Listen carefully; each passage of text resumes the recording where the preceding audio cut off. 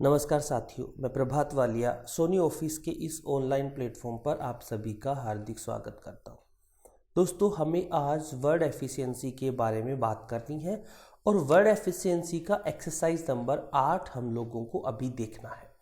तो फिलहाल हम टेक टेस्ट पे क्लिक करते हैं। ये मैं आपको बार बार बता चुका हूँ कि आप हमेशा जब भी प्रैक्टिस करें तो टेस्ट पे टाइम सेट कर लें। अभी हम 10 मिनट का टाइम लिया करते थे, लेकिन हम समझने के लिए 20 मिनट का समय रखते हैं, जिससे आप लोगों को अगर कोई चीज़ समझनी हो तो उसमें भी कोई दिक्कत का सामना आप लोगों को नहीं करना पड़े। ठीक है, मैं यहाँ पर टेक टेस्ट पर क्लिक कर देता हूँ। टेक टेस्ट पहली बार कंटेंट लोड होता है तो थोड़ा समय लेता है। अगर आप कंटिन्यू एक्सरसाइज कर रहे होते हैं तो इसका लिंक बन जाता है, तब ये जल्दी स्टार्ट हो जाता है। दोस्तों, सफलता का मूल मंत्र है प्रैक्टिस करते रहिए, प्रैक्टिस करते रहिए, प्रैक्टिस करते रहिए। ठीक है, यहाँ से मैं आगे बढ़ रहा हूँ। पहले देखो, ये जो दिख रहा है इसको मैं थोड़ा सा सेट कर लेता हूँ। ये मोड है जो मुझे इसमें चेंज करना होता है, वहाँ एग्जाम में ये करा हुआ आएगा, क्योंकि बाय डिफ़ॉल्ट हम लोग वेब लेआउट मेड पे देखते हैं। ऑनलाइन करने के लिए ये ऑफलाइन हम कर रहे हैं इसलिए। ठीक है, प्रश्न को पढ़िए। उपग्रह शब्द को दिए गए डॉक्यूमेंट में अंडरलाइन करना है। कहने का मतलब हुआ कि अंडरलाइन उपग्रह शब्द को करना। अब उपग्रह कहाँ है हमें ढूंढना है, तो फाइंड का यूज करना होगा साथियों। अब पूरे डॉक्यूमेंट में ही लागू होना चाहिए, तो हमें इसके अलावा और भी कुछ फीचर्स यूज करने पड़ेंगे। जैसे एग्जाम्पल के तौर पर हमें उपग्रह शब्द यहाँ पर दिखाई दे रहा है, तो हमने उपग्रह को सेलेक्ट कर लिया। अब फाइंड पर चले गए। जैसे ही हमने फाइंड पर क्लिक किया तो यहाँ ऑटोमेटिक उपग्रह शब्द लिखा हुआ आ गया, वरना तो मुझे हाथ से उपग्रह लिखना पड़ता। ठीक है, ना लिखना पड़े। फाइंड इन पर जाकर मैंने यहाँ से करंट सिलेक्शन ले लिया है, या मेन डॉक्यूमेंट लेना है, नहीं करंट सिलेक्शन लेंगे तो जो पहले से सेलेक्ट है वही आएगा। मेन डॉक्यूमेंट में, पूरे डॉक्यूमेंट में जितने भी उपग्रह शब्द हैं सभी के सभी आपको दिखाई दे देंगी। और अब आप यहाँ से अंडरलाइन पर क्लिक करके खाली जगह पे क्लिक कर दें। खाली जगह पर क्लिक करने का मतलब साथियों ये होता है कि आप लोगों ने इसे क्या किया है, अप्लाई कर दिया है। दोस्तों, अभी आपको एक छोटी सी परेशानी का सामना करना पड़ रहा है कि रेड रेड कलर की लाइन आ रही है। इसे प्रूफिंग से हम लोग ठीक कर सकते हैं। जैसे आप लोग क्या करते हैं, आधा शेयर टाइप करते हैं, पूरा क्या टाइप करते हैं, वो आधा हो जाता है। जैसे एग्जांपल देखो, मैं एक बार बताऊं आपको। जैसे मैं वर्ड चालू कर रहा हूं, Windows+R दबाया, विनवर्ड मेरे सामने आ गया। मैं यहाँ पर हिंदी फ़ॉन्ट करता हूँ देवलियास। ठीक है, साइज थोड़ा बड़ा करता हूँ। मैं यहाँ पर टाइप कर रहा हूँ नए फिर रे और फिर शेयर। देखो क्या हुआ, न आधा हो गया, अंडरलाइन भी आ रहा है। ये ना आए इसका तरीका क्या है, आपको यहाँ पर जाना है वर्ड पर, वर्ड ऑप्शन पर जाना है। वर्ड के बाद कहाँ जाना है, वर्ड ऑप्शन पर। यहाँ पर एक प्रूफिंग नाम का ऑप्शन है, दिख रहा है क्या प्रूफिंग। इन सभी पर क्लिक कर करके इनको हटा दो। अब वैसे तो इनमें कोई एक ऑप्शन है, ठीक है, ऑटो करेक्ट पर भी चलते हैं। इन सभी ऑप्शन को आप वर्ड से हटा दीजिए, जिससे आपको जो ये लाइनें दिख रही है रेड वाली, ये दिखना क्या हो जाएगी, बंद हो जाएगी। सभी से हटाने हैं, कहीं आप एक से हटा दो बाकी सब में पड़े रहे, ऐसा नहीं होना चाहिए। मैं यहाँ से सब कुछ हटा देता हूँ, जितने चिन्ह मुझे दिख रहे हैं। वैसे तो इनमें से कोई एक या दो हटाने से अपना काम हो जाता, लेकिन मैं इन सबको ही हटा देता हूं, जिससे मुझे इनसे संबंधित कोई भी परेशानी का सामना। अभी देखो अंडरलाइन वाला ऑप्शन में भी, इसमें भी हमें ऐसा ही करना पड़े जब जाकर ये काम हो।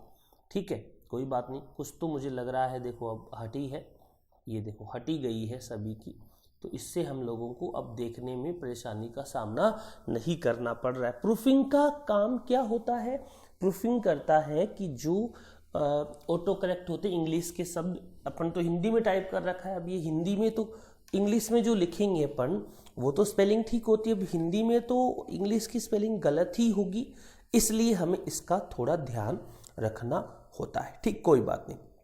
पहला प्रश्न हमने कर लिया। अब थोड़ा और अच्छे से हम लोगों को ये दिखाई दे रहा है। जूम बढ़ा लो चाहो तो थोड़ा और क्लियर आप लोगों को दिखने लग जाएगा। ठीक है, अगला प्रश्न के लिए नेक्स्ट पर चलते हैं। क्या कह रहा है, 5वें पैराग्राफ का बैकग्राउंड रंग ग्रीन करना है। पहला पैराग्राफ ये रहा, दूसरा ये रहा, तीसरा ये रहा, चौथा ये रहा और पांचवा ये रहा।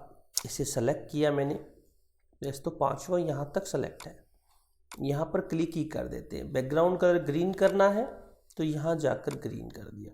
दोबारा देखते हैं, पहला, दूसरा, तीसरा, चौथा और ये कौन सा है, 5वां पैराग्राफ है, कोई दिक्कत नहीं है। इसके बाद हम खाली जगह पर क्लिक कर देते हैं, नेक्स्ट पर चलते हैं। दी गई टेबल की 5वीं पंक्ति के टेक्स्ट को बोल्ड करना है।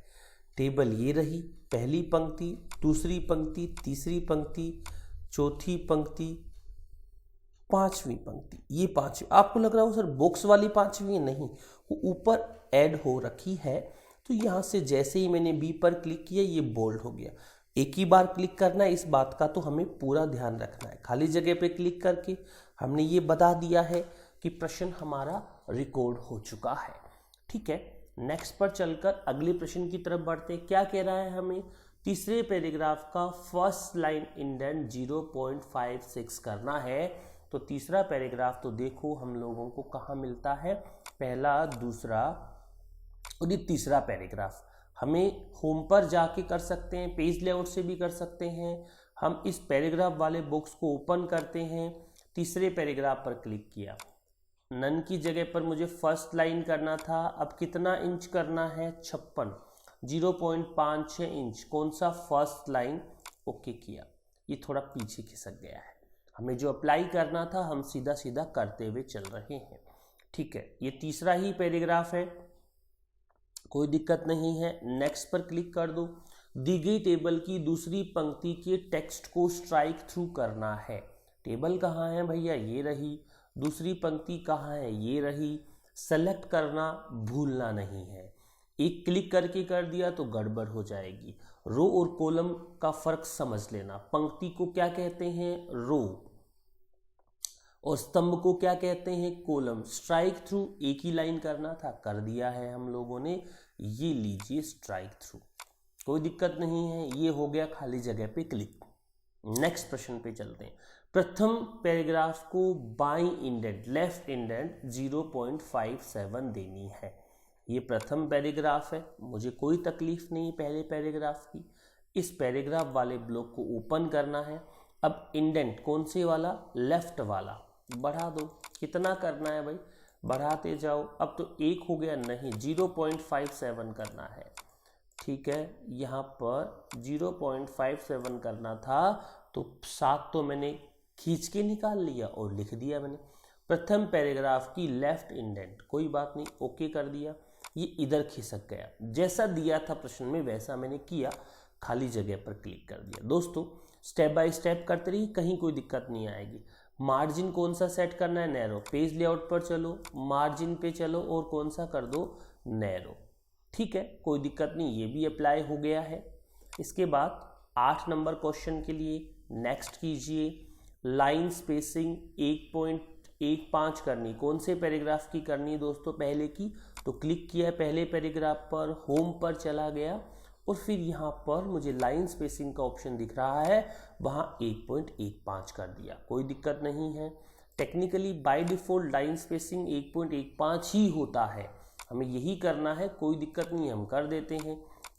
अगले प्रश्न की तरफ चलते हैं। 9 नंबर, चौथे पैराग्राफ को टेक्स्ट अलाइनमेंट जस्टिफाई करना है। दूसरा पैराग्राफ है जहां मेरा क्लिक है, तीसरा पैराग्राफ कलाब साहब वाला, चौथा पैराग्राफ इस प्रकार प्रकरण में दूसरी बार परमाणु परीक्षण भी परमाणु ऊर्जा के साथ मिलकर किया गया।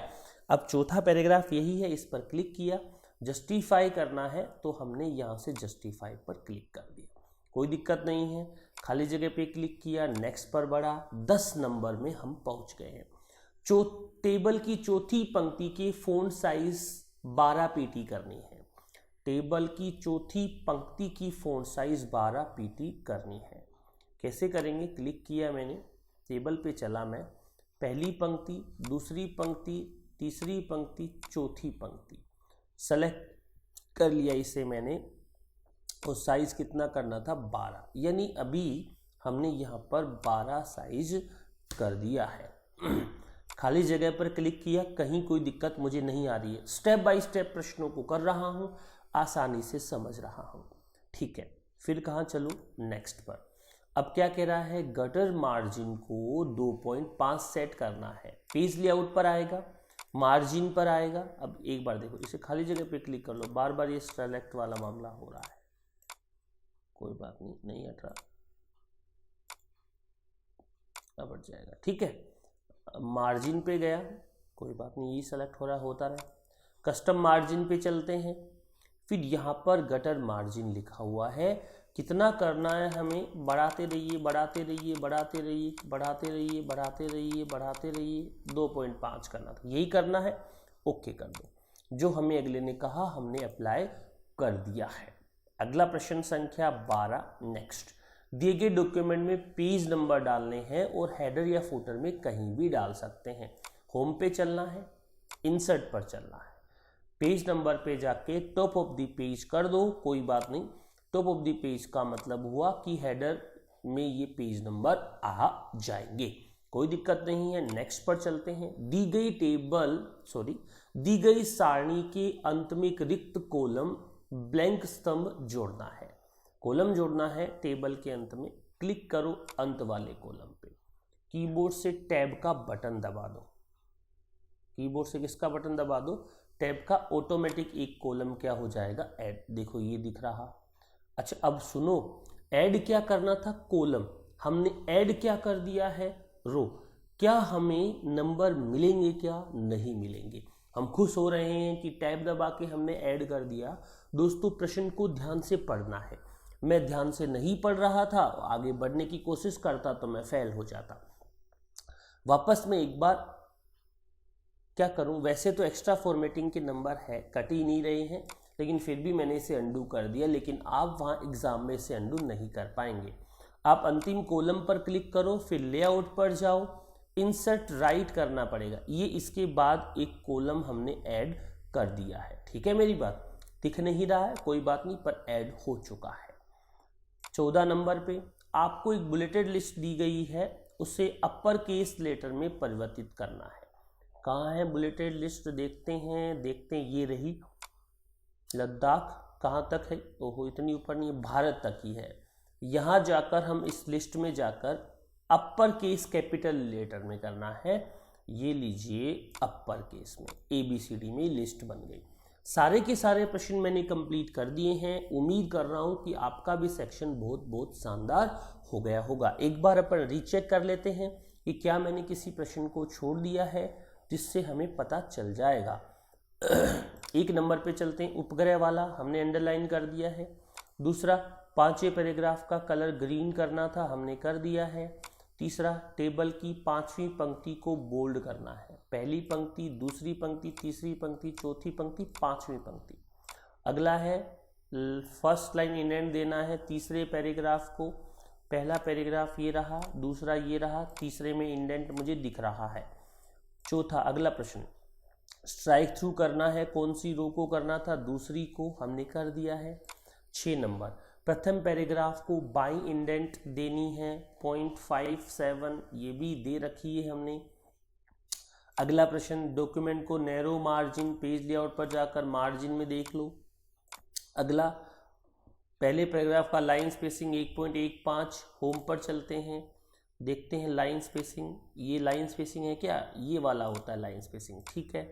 10 नंबर, अगला प्रश्न, अलाइनमेंट जस्टिफाई करना है, जस्टिफाई दिख रहा है। अगला, टेबल की चौथी पंक्ति का फ़ॉन्ट साइज 12 करना है, ये चौथी पंक्ति है, साइज 12 हो गया है। गटर मार्जिन दिख ही रहा है। 12 number, page number header footer में कहीं भी डाल दीजिए, डाल दिए हैं। अगला, ब्लैंक कॉलम जोड़ना है, जोड़ दिया है। इसी बात पर मैं इसे सबमिट कर देता हूँ। जैसे ही मैंने सबमिट पर क्लिक किया कि वो हमारे आंसर को कैलकुलेट करेगा, हमें रिजल्ट देगा और अगर हमने हर काम को सही तरीके से मैनेज किया है तो हमें 50 में से 50 नंबर मिलेंगे। लीजिए दोस्तों, एक बार फिर हमने 50 में से 50 नंबर प्राप्त कर लिए हैं। आप ध्यान से सोनी ऑफिस को पढ़ें, जिससे आपको इससे संबंधित किसी भी दिक्कत का सामना नहीं करना पड़ेगा। दोस्तों, मैं आपका दोस्त, आपका साथी प्रभात वालिया आज के इस सेक्शन में इतनी ही बात करूँगा।